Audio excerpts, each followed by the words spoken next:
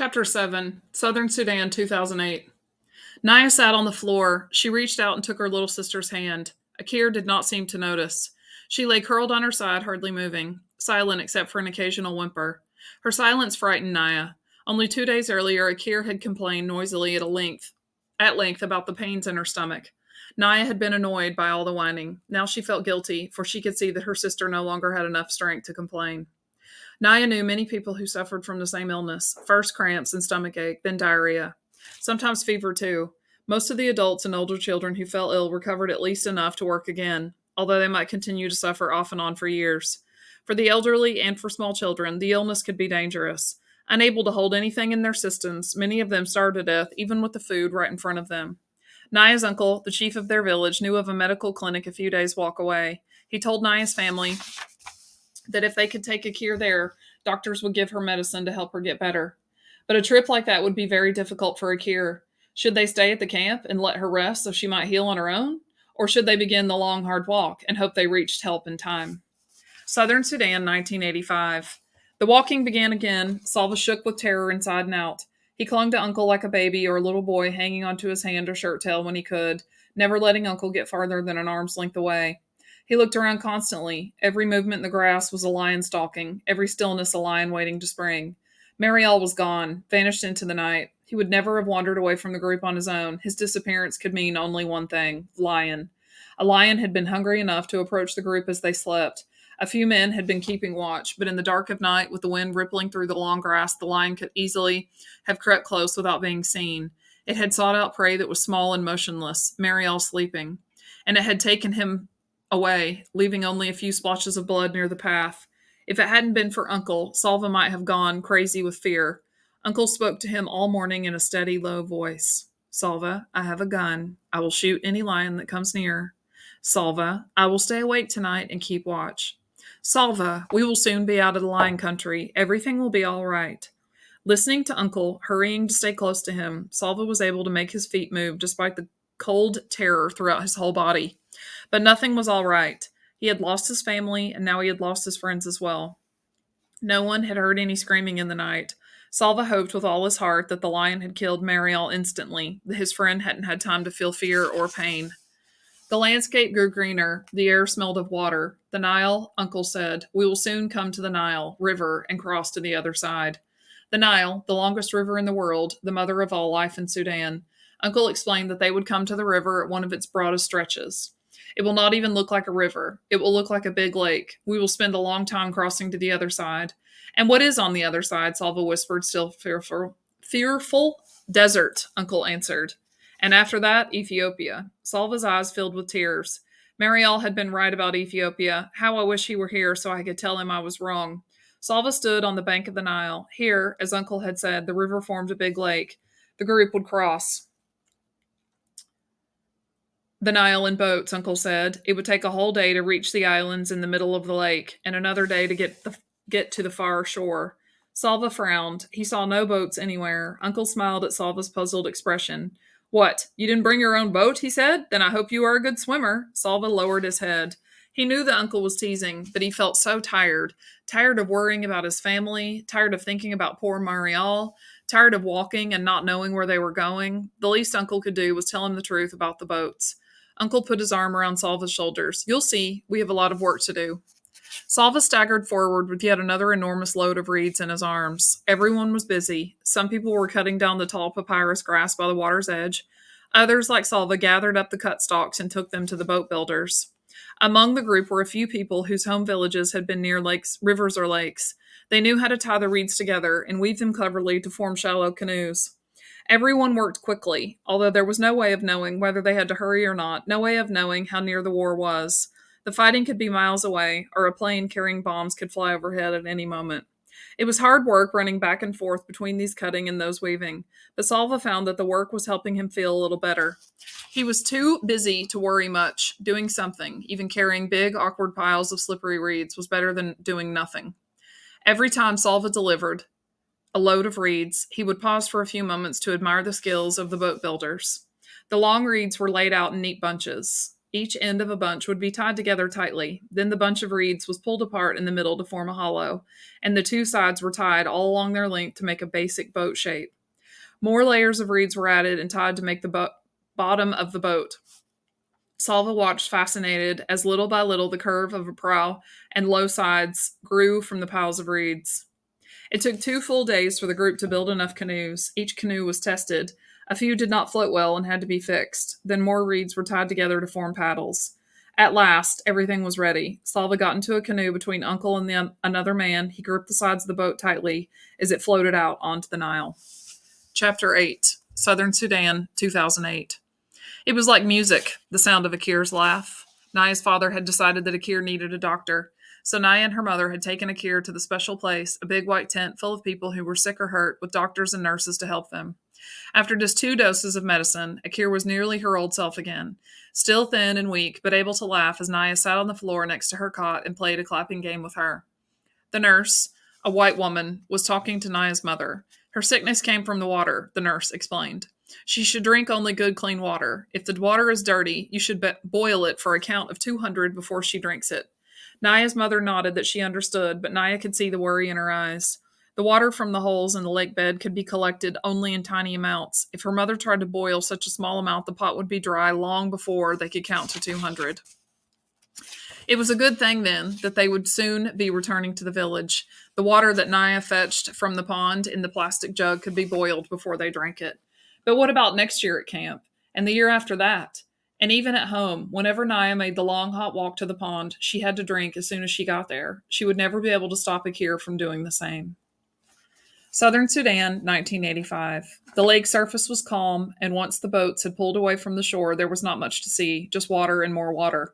They paddled for hours. The scenery and motion were so monotonous that Salva might have slept, except he was afraid that if he did, he might fall over the side. He kept himself awake by counting the strokes of Uncle's paddle and trying to gauge how far the canoe traveled with every 20 strokes.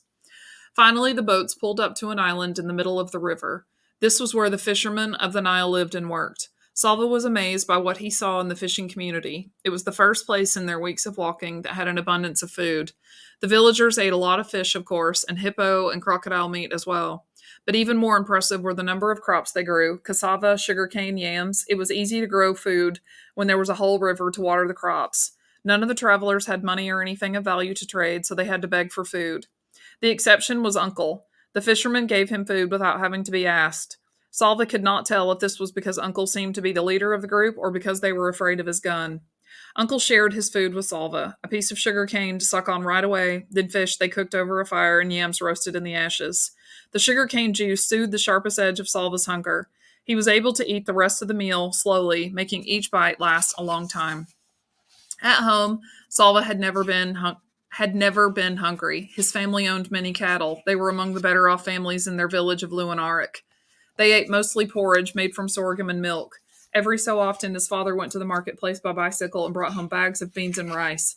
They had been grown elsewhere, but because crops could be raised in the dry semi-desert region of Luanarik. As a special treat, his father sometimes bought mangoes. A bag of mangoes was awkward to carry, especially when the bicycle was already loaded with other goods, so he wedged the mangoes into the spokes of his bicycle wheels. When Salva ran to greet him, he could see the green-skinned mangoes spinning gaily in a blur as his father pedaled. Salva would take a mango from the spokes almost before his father had dismounted. His mother would peel it for him, its juicy insides the same color as her headscarf. She would slice the flesh away from the big flat seed.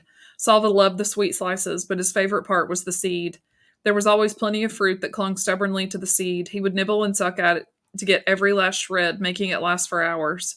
There were no mangoes among the fishermen's great stores, but sucking on this piece of sugar cane reminded Salva of those happier times. He wondered if he would ever again see his father riding a bicycle with mangoes in its spokes. As the sun touched the horizon, the fishermen abruptly went into their tents. They weren't really tents, just white mosquito netting hung or draped to make a space so they could lie down inside. Not one fisherman stayed or to talk or eat more or do anything else. It was almost as if they all vanished at the same moment. Only a few minutes later, mosquitoes rose up from the water, from the reeds, from everywhere. Huge dark clouds of them appeared, their high-pitched whine filling the air.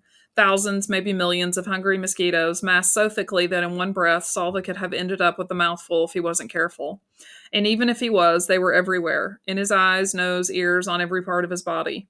The fishermen stayed in their nets the whole night long. They had even dug channels from inside the nets to just beyond them so they could urinate without having to leave their little tents. It didn't matter how often Salva swatted at the mosquitoes, or that one swat killed dozens at a time. For every one he killed, it seemed that hundreds more swarmed in to take its place. With their high singing whine constantly in his ear, Salva slapped and waved at them in frustration all night long. No one in the group got any sleep. The mosquitoes made sure of that. In the morning, Salva was covered with bites. The worst ones were in the exact middle of his back, where he couldn't reach to scratch. Those he could reach, though, he scratched until they bled. The travelers got into the boats one more time to paddle from the island to the other side of the Nile. The fishermen had warned the group to take plenty of water for the next stretch of their journey. Salva still had the gourd that the old woman had given him. Others in the group had gourds too, or plastic bottles, but there were some who did not have a container. They tore strips from their clothing and soaked them in a desperate attempt to carry at least a little water with them. Ahead lay the most difficult part of their journey, the Akobo Desert. Chapter 9, Southern Sudan, 2008. Naya's family had been back in the village for several months the day the visitors came. In fact, it was nearly time to leave for the camp again. As the jeep drove up, most of the children ran to meet it. Shy about meeting strangers, Naya hung back. Two men emerged from the jeep. They spoke to the biggest boys, including Naya's brother Dep, who led them to the home of the village's chief, his and Naya's uncle. The chief came out of his house to greet the visitors. They sat in the shade of the house with some of the other village men and drank tea together and talked for a while. What are they talking about? Naya asked Dep. Something about water, Dep replied. Water? The nearest water was the pond, of course, half a morning's walk away. Anyone could have told them that. Southern Sudan, 1985. Salva had never seen anything like the desert. Around his village, Luanarik, enough grass and shrubs grew to feed the grazing cattle. There were even trees. But here in the desert, nothing green could survive except tiny evergreen acacia bushes, which somehow endured the long winter months with almost no water. Uncle said it would take 3 days to cross the Akobo. Salva's shoes stood no chance against the hot, stony desert ground. The soles, made from the rubber tire treads, had already been reduced to shreds, held together with a little leather and a great deal of hope. After only a few minutes, Salva had to kick off the flapping shreds and continue barefoot. The first day in the desert felt like the longest day Salva had ever lived through. The sun was relentless and eternal. There was neither wisp of cold nor whiff of breeze for relief. Each minute of walking in that arid heat felt like an hour. Even breathing became an effort. Every breath Salva took seemed to drain strength rather than restore it. Thorns gored his feet. His lips became cracked and parched. Uncle cautioned him to make the water in his gourd last as long as possible. It was the hardest thing Salva had ever done, taking only tiny sips when his body cried out for huge gulps of thirst-quenching, life-giving water. The worst moment of the day happened near the end. Salva stubbed his bare toe on a rock and his whole toenail came off. The pain was terrible. Salva tried to bite his lip, but the awfulness of that never-ending day was too much for him. He lowered his head and the tears began to flow. Soon he was crying so hard that he could hardly get his breath. He could not think. He could barely see. He had to slow down, and for the first time on the long journey, he began to lag behind the group. Stumbling about blindly, he did not notice the group drawing farther and farther ahead of him. As if by magic, Uncle was suddenly at his side. Salva, Moeen Doot Arik, he said, using Salva's full name loud and clear. Salva lifted his head, the sobs interrupted by surprise. Do you see that group of bushes? Uncle said, pointing. You need only to walk as far as those bushes. Can you do that, Salva, Moeen Doot Arik? Salva wiped his eyes with the back of his hand. He could see the bushes. They did not look too far away. Uncle reached into his bag. He took out a tamarind and handed it to Salva. Chewing on the sour, juicy fruit made Salva feel a little better. When they reached the bushes, Uncle pointed out a clump of rocks up ahead and told Salva to walk as far as the rocks. After that, a lone acacia, another clump of rocks, a spot bare of everything except sand. Uncle continued in this way for the rest of the walk. Each time he spoke to Salva using his full name. Each time Salva would think of his family and his village, and he was somehow able to keep his wounded feet moving forward one painful step at a time. At last the sun was reluctantly forced from the sky. A blessing of darkness fell across the desert, and it was time to rest. The next day was a precise copy of the one before, the sun and the heat, and worst of all to Salva's mind, a landscape that was utterly unchanged. The same rocks. The same acacias, the same dust. There was not a thing to indicate that the group was making any progress at all across the desert. Salva felt as if he had walked for hours while staying in exactly the same place. The fierce heat sent up shimmering waves that made everything look wobbly. Or he was the one who was wobbling. That large clump of rocks up ahead, it almost seemed to be moving. It was moving. It was not rocks at all. It was people. Salva's group drew nearer. Salva counted 9 men. All of them collapsed on the sand. One made a small, desperate motion with his hand. Another tried to raise his head but fell back again. None of them made a sound. As Salva watched, he realized that 5 of the men were completely motionless. One of the women in Salva's group pushed forward and knelt down. She opened her container of water. "What are you doing?" a man called. "You cannot save them." The woman did not answer. When she looked up, Salva could see tears in her eyes. She shook her head, then poured a little water onto a cloth and began to wet the lips of one of the men on the sand. Salva looked at the hollow eyes and the cracked lips of the men lying on the hot sand, and his own mouth felt so dry that he nearly choked when he tried to swallow. "If you give them your water, you will not have enough for yourself," the same voice shouted. "It is useless. They will die, and you will die with them."